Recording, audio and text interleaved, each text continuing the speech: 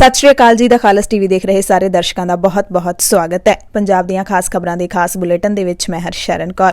सब तो पहलां तुहानूं सब नूं साडे प्यारे दर्शकों नूं गुरु नानक साहिब पातशाह दे प्रकाश पुरब दीयां बेअंत वधाइयां। गुरु नानक साहिब दे प्रकाश पुरब दे मौके आओ अरदास करिए उन्हां किरतियां दे लई, उन्हां किसानां दे लई जिहड़े दिल्ली दे विच बैठे हुए ने, अपने हक लैण दे लई गए हुए ने। अरदास करिए कि उन्हां दी फतेह होवे ते जित के ओ पंजाब नूं मुड़न। गुरु नानक साहिब ने खुद हत्थीं खेती कीती ते गुरु नानक साहिब दे दरसाए मार्ग दे उत्ते चलदियां किरत करो दे सिद्धांत ते पैरा दिंदियां अज किसान ही है जो कि हत्थीं किरत करके पूरी दुनिया नूं लंगर छकाउंदा है ते अपनी जिहड़ी किरत कमाई है वह भी करदा है। सो आओ सारे अज दे दिहाड़े अरदास करिए अते सरबत दा भला मंगीए। खास खबरां दे विच सब तो पहलां तुहानूं दस देना है कि किसानां ने केंद्र दी पेशकश नूं रद्द कर दित्ता है, बिना शर्त गलबात लई कहा है ते किसानां ने दिल्ली दे 5 मुख मार्गां ते बैठण दा भी ऐलान कर दित्ता है। दिल्ली दे बार-बार ਸਿੰਘੂ सरहद ते पिछले 4 दिनां तो डटे हुए किसानां ने केंद्र वल्लों शर्तां समेत गलबात करन दे दित्ते सद्दे नूं सर्बसम्मति नाल ठुकरा दित्ता है। किसान यूनियनां ने बुराड़ी मैदान नूं खुली जेल गर्दान दिआं दिल्ली नूं जोड़न वाले 5 मुख मार्गां नूं बंद करन दा ऐलान कीता है। इस दौरान समाजिक कारकुन मेधा पाटेकर ने ਸਿੰਘੂ ਦੇ ਵਿੱਚ किसान मोर्चे ਨੂੰ संबोधन ਕੀਤਾ ਤੇ ਕਿਹਾ ਕਿ ਦੇਸ਼ ਦੇ ਕਿਸਾਨ ਪੰਜਾਬ ਦੇ ਕਿਸਾਨਾਂ ਵੱਲ ਦੇਖ ਰਹੇ ਨੇ ਤਾਂ ਜੋ ਉਹਨਾਂ ਨੂੰ ਕੇਂਦਰ ਦੇ ਕਾਲੇ ਕਾਨੂੰਨਾਂ ਖਿਲਾਫ ਇਨਸਾਫ ਮਿਲ ਸਕੇ। ਯਾਨੀ ਕਿ ਪੰਜਾਬ ਦੇ ਕਿਸਾਨ ਅੱਜ ਪੂਰੇ ਮੁਲਕ ਦੇ ਕਿਸਾਨਾਂ ਦੀ ਅਗਵਾਈ ਕਰ ਰਹੇ ਨੇ। ਕੇਂਦਰ ਸਰਕਾਰ ਵੱਲੋਂ ਅੰਦੋਲਨਕਾਰੀ ਕਿਸਾਨ ਜਥੇਬੰਦੀਆਂ ਨੂੰ ਬੁਰਾੜੀ ਮੈਦਾਨ ਵਿੱਚ ਧਰਨਾ ਤਬਦੀਲ ਕਰਨ ਦੀ ਸ਼ਰਤ ਨਾਲ ਮੁੜ ਗੱਲਬਾਤ ਦਾ ਸੱਦਾ ਦਿੱਤਾ ਗਿਆ ਸੀ।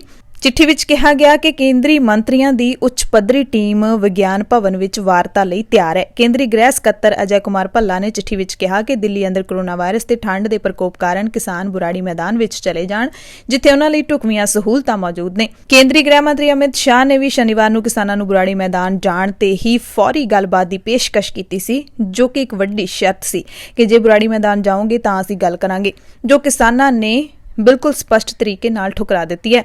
किसान यूनियन क्रांतिकारी दे प्रधान सुरजीत सिंह फूल ने किसानां दी जिहड़ी बैठक हुई है उस बारे मीडिया नूं जानकारी दिंदिआं दस्सिआ कि बुराड़ी खुली जेल है।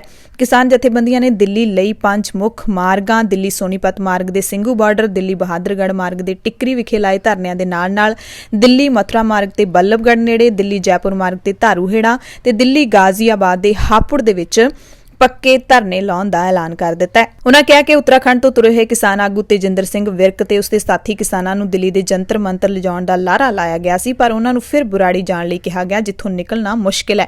इस करके किसान खुली जेल विच जाण लई तैयार नहीं हन। उन्हां कहा कि 3 खेती कानून, पराली ते बिजली बारे प्रस्तावित बिल रद्द करन, कर्जा माफी, डीजल अद्धे भाਅ ते देण अते बुद्धिजीवियां दी रिहाई दीआं मंगां ना मन्ने जाण तक किसान धरने उत्ते बैठे रहणगे। उन्होंने कहा कि किसानों के कोल 4 महीनों का बंदोबस्त है। बुराड़ी मैदान में गई करीब 60 ट्रालियां भी वापस लियांदियां जाणगियां। 5 थावां उत्ते दित्ते जाण वाले धरनिਆਂ ਦੇ ਸੁਚੱਜੇ संचालन ਲਈ 5 ਮੈਂਬਰੀ कमेटी का भी किसानों ने ऐलान कर दिता है, जो बुलारिਆਂ ਦੇ बोलण ते समा देण बारे फैसला करेगी। ਇਹ कमेटी मीडिया कमेटी है। वलंटियरां ਦੀ टीम कायम करके संचालन ਨੂੰ दुरुस्त भी किया गया ਤੇ ਜਿਹੜੀ ਵਲੰਟੀਅਰਾਂ ਦੀ ਟੀਮ ਹੈਗੀ ਹੈ ਇਹ ਧਰਨਿਆਂ ਦੇ ਵਿੱਚ ਸੇਵਾ ਸੰਭਾਲ ਦਾ ਕੰਮ ਦੇਖੇਗੀ, ਧਰਨਿਆਂ ਦੇ ਵਿੱਚ ਅਨੁਸ਼ਾਸਨ ਬਣਾਈ ਰੱਖਣ ਦਾ ਕੰਮ ਦੇਖੇਗੀ, ਸ਼ਾਂਤੀਪੂਰਵਕ ਚੱਲਦੇ ਰਹਿਣ ਇਸ ਤਰੀਕੇ ਦਾ ਸਾਰਾ ਪ੍ਰਬੰਧ ਦੇਖੇਗੀ ਤੇ ਨਾਲ ਹੀ ਸੁਰੱਖਿਆ ਦੇ ਪ੍ਰਬੰਧ ਵੀ ਦੇਖੇਗੀ। ਬਲਵੀਰ ਸਿੰਘ ਰਾਜੇਵਾਲ ਨੇ ਕਿਹਾ ਕਿ ਕੇਂਦਰ ਸਰਕਾਰ ਨੇ ਖੇਤੀ ਕਾਨੂੰਨਾਂ ਬਾਰੇ ਕਿਸਾਨਾਂ ਨਾਲ ਕੋਈ ਗੱਲ ਨਹੀਂ ਕੀਤੀ ਤੇ ਇਹਨਾਂ ਕਾਨੂੰਨਾਂ ਵਿੱਚ ਕਿਸਾਨਾਂ ਨੂੰ ਦਿੱਤੇ ਗਏ ਕਾਨੂੰਨੀ ਅਧਿਕਾਰ ਵੀ ਖੁੰਡੇ ਨੇ।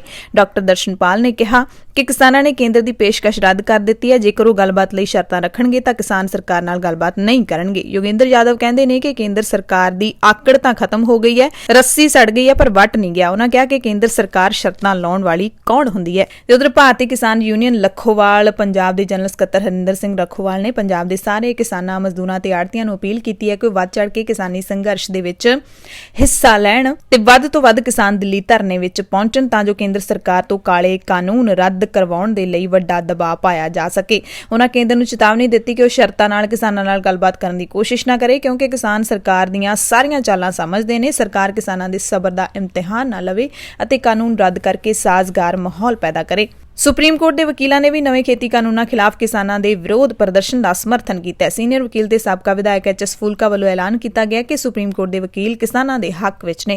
किसानों का समर्थन करदे उन्होंने कहा कि उन्हों के विरोध नूं सियासी रंगत देना गलत है।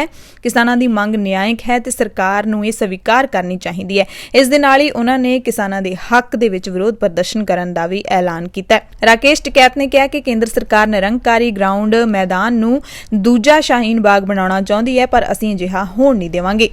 ਹਰਿਆਣਾ ਤੋਂ ਇੱਕ ਚੰਗੀ ਖਬਰ ਹੈ, ਜਿੱਥੇ ਹਰਿਆਣਾ ਦੀਆਂ ਕਈ ਖਾਪ ਪੰਚਾਇਤਾਂ ਨੇ ਕਿਸਾਨਾਂ ਦੇ ਦਿੱਲੀ ਚੱਲੋ ਸੱਦੇ ਦਾ ਸਮਰਥਨ ਕਰਦਿਆਂ ਕਿਸਾਨ ਅੰਦੋਲਨ ਵਿੱਚ ਸ਼ਾਮਿਲ ਹੋਣ ਦਾ ਐਲਾਨ ਕੀਤਾ ਹੈ। ਰੋਹਤਕ ਵਿੱਚ 30 ਖਾਪ ਪੰਚਾਇਤਾਂ ਦੇ ਮੁਖੀਆਂ ਦੀ ਬੈਠਕ ਹੋਈ, ਜਿਹਦੇ ਵਿੱਚ ਫੈਸਲਾ ਲਿਆ ਗਿਆ ਤੇ ਉਹ ਵੀ ਹੁਣ ਦਿੱਲੀ ਕੂਚ ਕਰਨ ਦੀਆਂ ਤਿਆਰੀਆਂ ਕਰ ਰਹੇ ਨੇ। ਰਾਸ਼ਨ ਇਕੱਠਾ ਕੀਤਾ ਜਾ ਰਿਹਾ ਹੈ। ਹੁਣ ਸਿਆਸਤ ਦੀ ਥੋੜੀ ਜੀ ਗੱਲ ਕਰ ਲੈਂਦੇ ਹਾਂ। ਕਿਸਾਨੀ ਮੁੱਦਿਆਂ ਤੇ ਸਿਆਸਤਦਾਨ ਕੀ ਕਹਿ ਰਹੇ ਨੇ। ਖੇਤੀ ਕਾਨੂੰਨਾਂ ਖਿਲਾਫ ਦਿੱਲੀ ਦੀਆਂ ਬਰੂਹਾਂ ਤੇ ਪਹੁੰਚ ਕੇ ਕਿਸਾਨਾਂ ਵੱਲੋਂ ਪ੍ਰਦਰਸ਼ਨ ਕੀਤੇ ਜਾ ਰਹੇ ਨੇ। ਇਸੇ ਦਰਮਿਆਨ ਪ੍ਰਧਾਨ ਮੰਤਰੀ ਨਰਿੰਦਰ ਮੋਦੀ ਨੇ ਮਨ ਕੀ ਬਾਤ ਕੀਤੀ।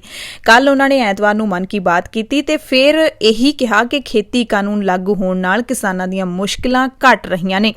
ਇਨ੍ਹਾਂ ਸੁਧਾਰਾਂ ਨੇ ਕਿਸਾਨਾਂ ਲਈ ਨਵੇਂ ਮੌਕਿਆਂ ਦੇ ਰਾਹ ਖੋਲ੍ਹ ਦਿੱਤੇ ਨੇ।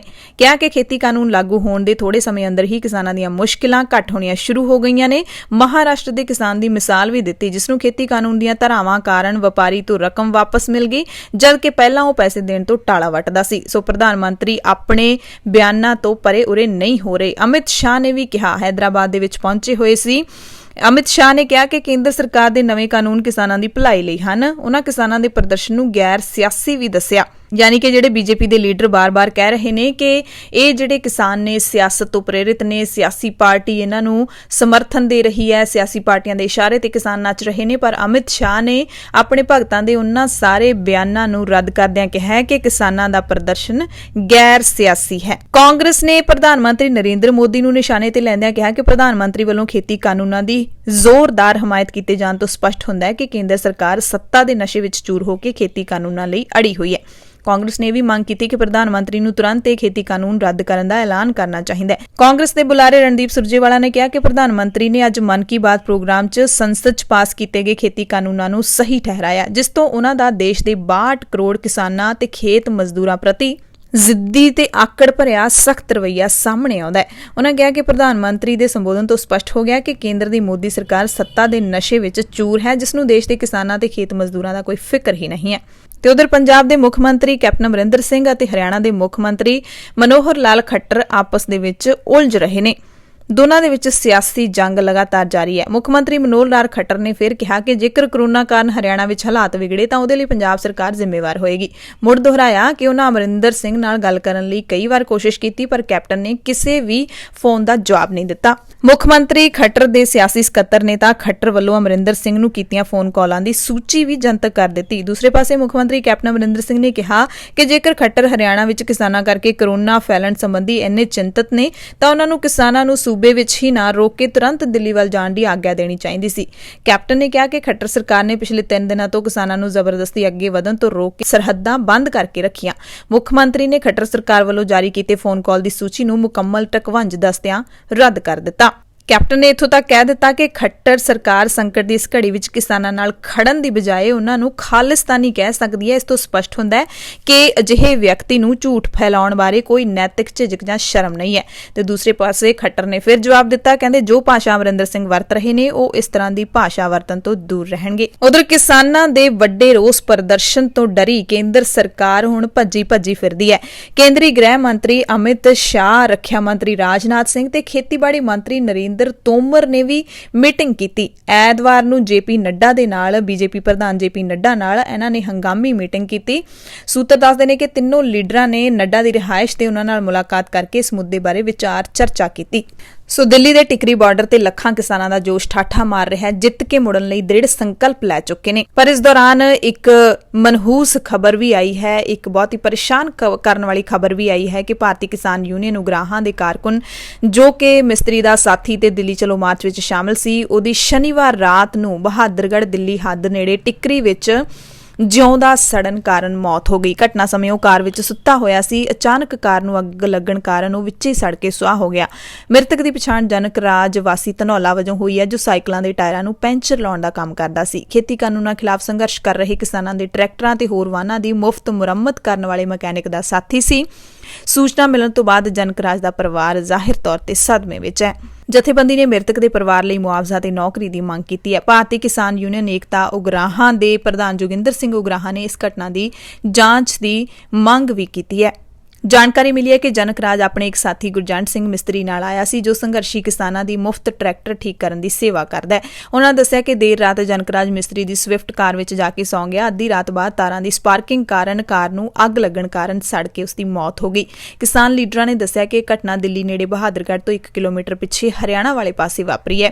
ਉਗਰਾਹਾਂ ਜਥੇਬੰਦੀ ਨੇ ਮ੍ਰਿਤਕ ਦੇ ਪਰਿਵਾਰ ਨੂੰ 20 ਲੱਖ ਰੁਪਏ ਦਾ ਮੁਆਵਜ਼ਾ, ਇੱਕ ਜੀ ਨੂੰ ਸਰਕਾਰੀ ਨੌਕਰੀ ਤੇ ਸਰਕਾਰੀ ਪ੍ਰਾਈਵੇਟ ਸਾਰਾ ਕਰਜ਼ਾ ਮਾਫ ਕਰਨ ਦੀ ਮੰਗ ਕੀਤੀ ਹੈ।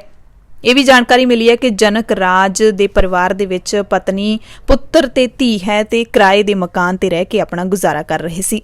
ਤੇ ਉਧਰ ਜੰਡਿਆਲਾ ਗੁਰੂ ਵਿੱਚ ਕਿਸਾਨ ਮਜ਼ਦੂਰ ਸੰਘਰਸ਼ ਕਮੇਟੀ ਦਾ ਜਿਹੜਾ ਅੰਦੋਲਨ ਹੈ ਉਹ 67ਵੇਂ ਦਿਨ ਦੇ ਵਿੱਚ ਦਾਖਲ ਹੋ ਗਿਆ। ਕਿਸਾਨ ਰੇਲਵੇ ਸਟੇਸ਼ਨ ਦੇ ਬਾਹਰ ਡਟੇ ਬੈਠੇ ਨੇ, ਮੋਦੀ ਸਰਕਾਰ ਖਿਲਾਫ ਇੱਥੇ ਨਾਅਰੇਬਾਜ਼ੀ ਕਰਕੇ ਆਪਣਾ ਰੋਸ ਪ੍ਰਗਟ ਕਰ ਰਹੇ ਨੇ। ਇਸ ਜਥੇਬੰਦੀ ਦੀ ਅਗਵਾਈ ਵਿੱਚ ਹਜ਼ਾਰਾਂ ਕਿਸਾਨਾਂ ਦਾ ਦੂਜਾ ਜਥਾ ਜ਼ਿਲ੍ਹਾ ਫਿਰੋਜ਼ਪੁਰ ਤੋਂ ਰਵਾਨਾ ਕੀਤਾ ਜਾਏਗਾ, ਜਿਸ ਦੀਆਂ ਤਿਆਰੀਆਂ ਜ਼ੋਰਾਂ ਤੇ ਹਨ। ਇਸ ਤੋਂ ਬਾਅਦ ਜ਼ਿਲ੍ਹਾ ਗੁਰਦਾਸਪੁਰ ਤੋਂ ਅਗਲਾ ਜਥਾ ਜਿਹੜਾ ਉਹ ਵੀ ਰਵਾਨਾ ਕੀਤਾ ਜਾਏਗਾ।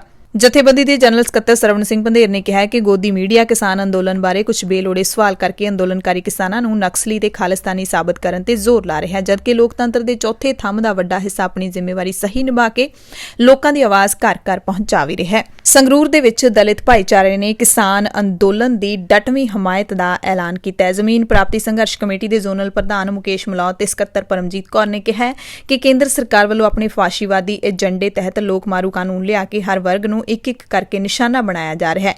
ਉਨ੍ਹਾਂ ਕਿਹਾ ਕਿ ਪਹਿਲਾਂ ਕਸ਼ਮੀਰ 'ਚੋਂ ਧਾਰਾ 370 ਤੇ 35A ਤੋੜਨਾ, ਬੁੱਧੀਜੀਵੀਆਂ, ਕਵੀਆਂ ਨੂੰ ਝੂਠੇ ਕੇਸਾਂ ਤਹਿਤ ਜੇਲ੍ਹਾਂ ਵਿੱਚ ਡੱਕਣਾ, ਵਿਦਿਆਰਥੀਆਂ ਦੇ ਸੰਘਰਸ਼ ਨੂੰ ਬੇਕਿਰਕੀ ਨਾਲ ਕੁਚਲਣਾ, ਕਿਰਤ ਕਾਨੂੰਨਾਂ ਵਿੱਚ ਸੋਧ ਦੇ ਨਾਂ ਹੇਠ ਮਜ਼ਦੂਰਾਂ ਦੇ ਅਧਿਕਾਰਾਂ ਨੂੰ ਕੁਚਲਣਾ ਤੇ ਖੇਤੀ ਵਿਰੋਧੀ ਤੇ ਜਮਾਖੋਰੀ ਨੂੰ ਮਾਨਤਾ ਦੇਣ ਵਰਗੇ ਕਾਨੂੰਨ ਪਾਸ ਕਰਕੇ ਕਾਰਪੋਰੇਟ ਘਰਾਣਿਆਂ ਦੀ ਸੇਵਾ ਕਰਨਾ ਮੋਦੀ ਸਰਕਾਰ ਦੇ ਲੋਕ ਵਿਰੋਧੀ ਚਿਹਰੇ ਨੂੰ ਨੰਗਾ ਕਰਦਾ ਹੈ। ਸੋ ਕਿਸਾਨ ਅੰਦੋਲਨ ਨੇ ਪਿੰਡਾਂ ਵਿਚਲੇ ਪਾੜੇ ਵੀ ਮੇਟ ਦਿੱਤੇ ਨੇ। ਸਿਆਸੀ ਆਗੂਆਂ ਦਾ ਦਖਲ ਖਤਮ ਹੋਇਆ ਤਾਂ ਪਿੰਡਾਂ ਦੇ ਲੋਕਾਂ ਦੇ ਵਿੱਚ ਏਕਾ ਵਧਿਆ ਹੈ। ਜਿਹੜੇ ਵੀ ਪਿੰਡ ਦੇ ਵਿੱਚ ਤੁਸੀਂ ਦੇਖ ਲਓ, ਹੁਣ ਹਰ ਪਿੰਡ ਦੇ ਵਿੱਚ ਲੋਕ ਇਕੱਠੇ ਹੋ ਕੇ ਸੱਥਾਂ ਦੇ ਵਿੱਚ ਬੈਠਣ ਲੱਗੇ ਨੇ। ਨੌਜਵਾਨ ਹੋਣ, ਬਜ਼ੁਰਗ ਹੋਣ, ਬੀਬੀਆਂ ਹੋਣ, ਦਿੱਲੀ ਗਏ ਜਿਹੜੇ ਉਹਨਾਂ ਦੇ ਭੈਣ ਭਰਾ ਹੈਗੇ ਨੇ, ਉਹਨਾਂ ਦੇ ਘਰਾਂ ਦੀ, ਖੇਤਾਂ ਦੀ ਉਹ ਰਾਖੀ ਕਰਨ ਲੱਗੇ ਨੇ। ਤੇ ਦਿੱਲੀ ਕੂਚ ਕਰਨ ਵਾਲੇ ਕਿਸਾਨਾਂ ਦੇ ਲਈ ਕਿਸੇ ਨੇ ਦਿਲ ਖੋਲ ਦਿੱਤੇ ਨੇ ਤੇ ਕਿਸੇ ਨੇ ਬੂਹੇ ਖੋਲ ਦਿੱਤੇ ਨੇ। ਕਾਰੋਬਾਰੀਆਂ ਨੇ ਔਰਤਾਂ ਲਈ ਹੋਟਲਾਂ ਤੇ ਘਰਾਂ ਦੇ ਦਰਵਾਜ਼ੇ ਖੋਲ ਦਿੱਤੇ ਨੇ। ਦਿੱਲੀ ਦੀ ਜੂਝ ਬੈਠੇ ਕਿਸਾਨਾਂ ਨੂੰ ਹਰਿਆਣਾ ਤੇ ਦਿੱਲੀ ਵਾਸੀਆਂ ਨੇ ਪਲਕਾਂ ਤੇ ਬਿਠਾ ਲਿਆ। ਦਿੱਲੀ ਵਿੱਚ ਟਿਕਰੀ ਤੇ ਸਿੰਘੂ ਬਾਰਡਰ ਤੇ ਕਿਸਾਨਾਂ ਦਾ ਬਹੁਤ ਵੱਡਾ ਇਕੱਠ ਹੈ। ਕਿਸਾਨ ਅੰਦੋਲਨ ਨੇ ਕਈ ਫਾਸਲੇ ਵੀ ਮਿਟਾ ਦਿੱਤੇ ਨੇ।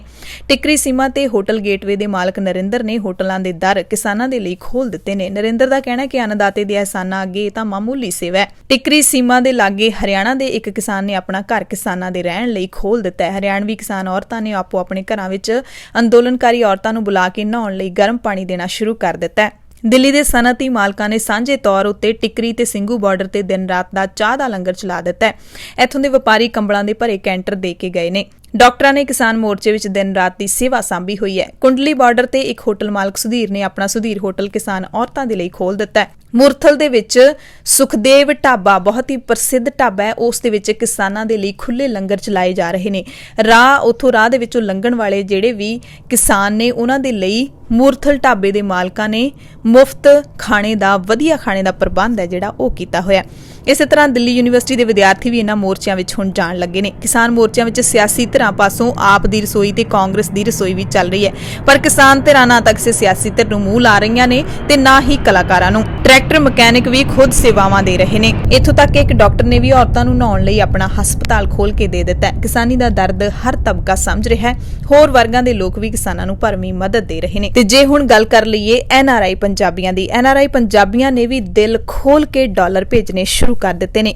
ਕੈਨੇਡਾ ਦੇ ਵਰਲਡ ਫਾਈਨੈਂਸ਼ੀਅਲ ਗਰੁੱਪ ਦੇ ਰਾਜਾ ਢਾਲੀਵਾਲ ਤੇ ਕਾਰਜਕਾਰੀ ਟੀਮ ਵੱਲੋਂ ਕਿਸਾਨਾਂ ਦੀ ਮਦਦ ਲਈ 50,000 ਕੈਨੇਡੀਅਨ ਡਾਲਰ ਦਾਨ ਕੀਤੇ ਗਏ ਨੇ, ਜਿਹੜੇ ਕਿ 25 ਲੱਖ ਰੁਪਏ ਬਣਦੇ ਨੇ।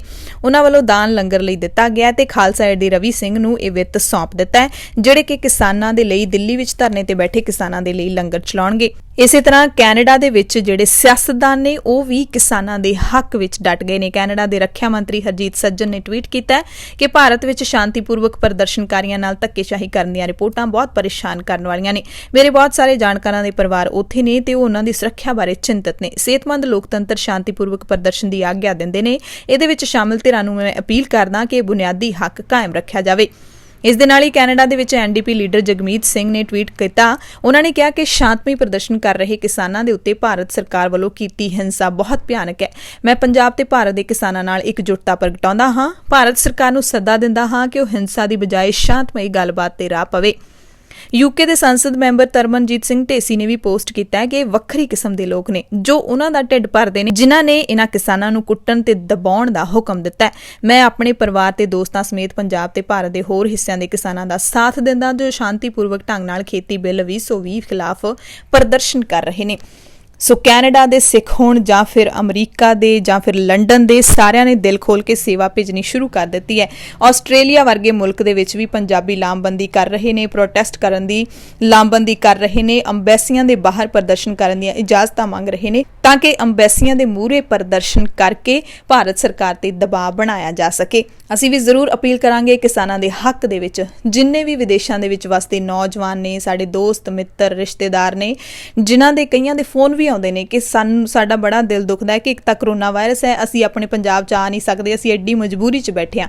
ਉਹਨਾਂ ਨੂੰ ਅਸੀਂ ਅਪੀਲ ਕਰਾਂਗੇ ਕਿ ਤੁਸੀਂ ਉੱਥੋਂ ਹੀ ਸਮਰਥਨ ਕਰ ਸਕਦੇ ਹੋ, ਤੁਸੀਂ ਸੋਸ਼ਲ ਮੀਡੀਆ ਦੇ ਰਾਹੀਂ ਸਮਰਥਨ ਕਰ ਸਕਦੇ ਹੋ। ਤੇ ਇੱਕ ਬੜੀ ਅਹਿਮ ਗੱਲ, ਤੁਹਾਡੇ ਜਿਹੜੇ ਵੀ ਸ਼ਹਿਰ 'ਚ ਜਾਂ ਮੁਲਕ 'ਚ ਤੁਸੀਂ ਰਹਿੰਦੇ ਹੋ ਉੱਥੇ ਭਾਰਤੀ ਅੰਬੈਸੀਆਂ ਦੇ ਬਾਹਰ ਜਾ ਕੇ ਤੁਸੀਂ ਪ੍ਰੋਟੈਸਟ ਕਰ ਸਕਦੇ ਹੋ, ਜਿਹਦੇ ਨਾਲ ਕਿ ਭਾਰਤ ਦੀ ਸਰਕਾਰ ਜਿਹੜੀ ਹੈਂਕੜਬਾਜ਼ੀ ਦੇ ਵਿੱਚ ਹੈ ਉਸ ਤੇ ਦਬਾਅ ਬਣਾਇਆ ਜਾ ਸਕੇ।